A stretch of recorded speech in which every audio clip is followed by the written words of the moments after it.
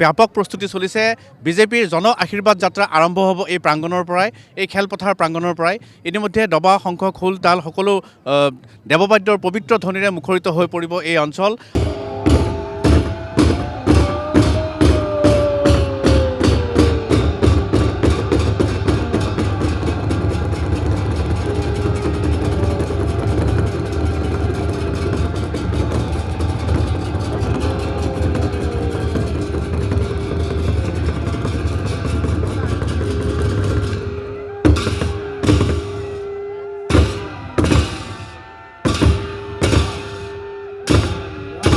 ৰাইজৰ আনন্দৰ দিন আৰু আমাৰ মুখ্যমন্ত্ৰী আহিলে ইয়াত বহুত ভালৰ কথা আৰু ৰাইজেও সহযোগ কৰি ধুনীয়াকৈ যেন আগলৈ আকৌ আমাৰ এই চৰকাৰখন আহে এই ভাৱবিলাক আমি মনতে ভাবি ঈশ্বৰৰ ওচৰত প্ৰাৰ্থনা কৰি আছোঁ।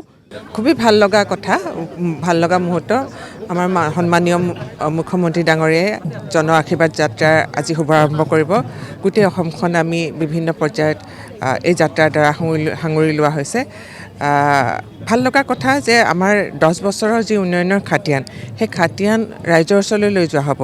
অসমৰ সুৰক্ষা বিকাশৰ প্ৰতিজ্ঞা, অসমৰ সুৰক্ষা বিকাশৰ প্ৰতিজ্ঞা, অসমৰ সুৰক্ষা বিকাশৰ প্ৰতিজ্ঞা, অসমৰ সুৰক্ষা